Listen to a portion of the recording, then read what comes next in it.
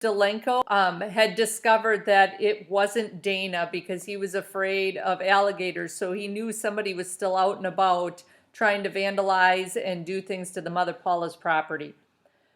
The Eberhards owned a home computer, which Roy was allowed to use for homework assignments and for playing video snowboard games. He was good at browsing the internet, so with no difficulty he was able to Google up plenty of information about the burrowing owl.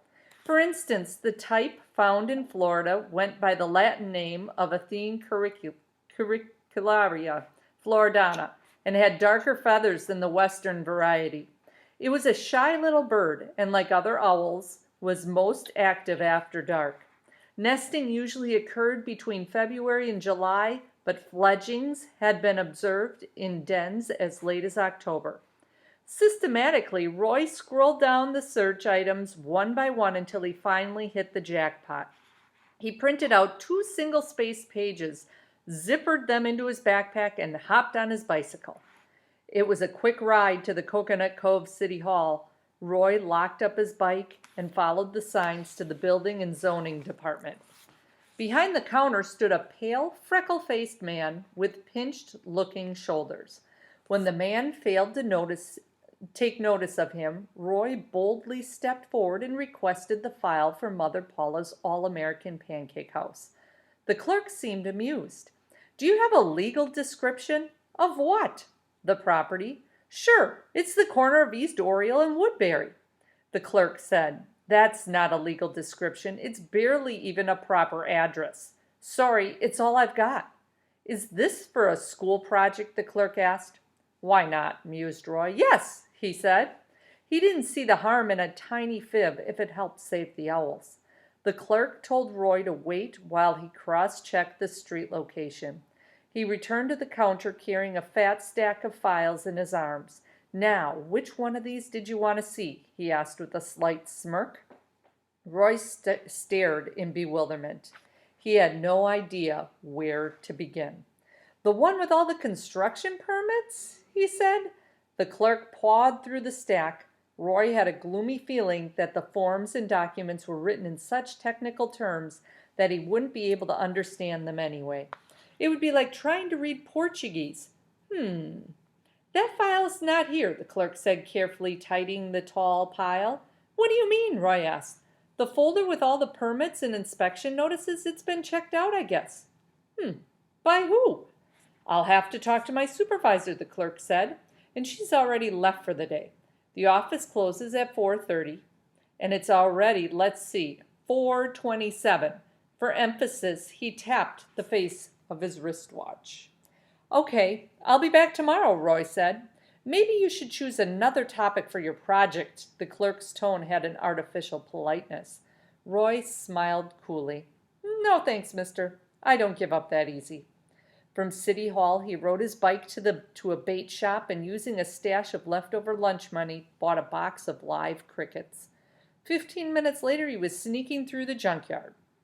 Mullet Fingers wasn't holed up in the ice cream truck, though his rumpled sleeping bag was still there.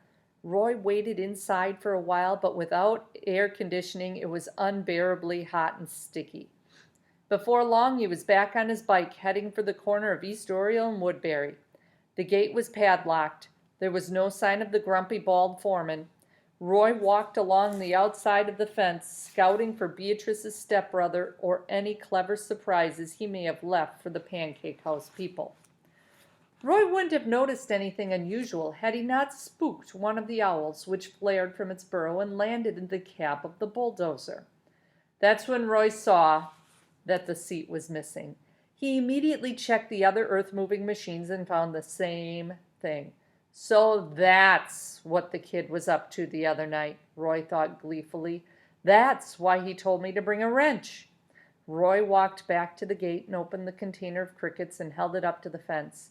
One at a time, the insects hopped out of the box, jumped through the chain-link holes, and landed on the ground.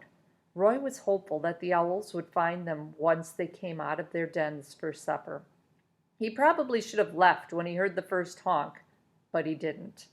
He knelt there patiently and waited until every last cricket had vacated the box. But then the honking had swollen to a steady blare, and the blue pickup truck was screeching to a stop. Roy dropped the box and jumped on his bike, but it was too late. The truck had blocked his escape. The beet-faced, bald guy vaulted from the cab and hoisted the bicycle by its seat, Roy pedaling furiously in suspension. His feet were a blur, but he wasn't going anywhere. "What's your name? What are you doing here?" the foreman hollered. "This is private property. Don't you know that? You want to go to jail, Junior?" Roy stopped pedaling and caught his breath. "I know what you're up to," the bald man snarled. "I know your sneaky game." Roy said, "Please, mister, let me go. I was only feeding the owls." The crimson drained from the foreman's cheeks. "What owls?" he said, not so loudly. "There ain't no owls around here." "Oh, yes, there are," Roy said. "I've seen them." The bald guy looked extremely nervous and agitated. He put his face so close that Roy could smell cooked onions on his breath. "Listen to me, boy. You didn't see no owls, okay? What you saw was a wild chicken." Roy stifled a laugh. "I'm so sure." "That's right. See, we got these dwarf chickens. Mister, what I saw was an owl, and you know it," Roy said, "and I know why you're so scared." The foreman let go of Roy's bicycle. "I ain't scared," he said stonily, "and you didn't see no owls. Now get out of here and don't come back unless you want to go to jail like the last kid I caught trespassing." Roy carefully guided his bicycle around the pickup truck, then took off at full speed. There was chickens," the bald guy bellowed after him. "Owls!" Roy proclaimed triumphantly. Up the steep mountainside he went. That's what he was imagining anyway. That's what gave him the strength to push so hard. In reality, Roy was rolling along East Oriole Avenue, which was as flat as a Mother Paula's pancake. He was very worried that the construction foreman would change his mind and chase after him. Any second, Roy expected to hear honking behind him.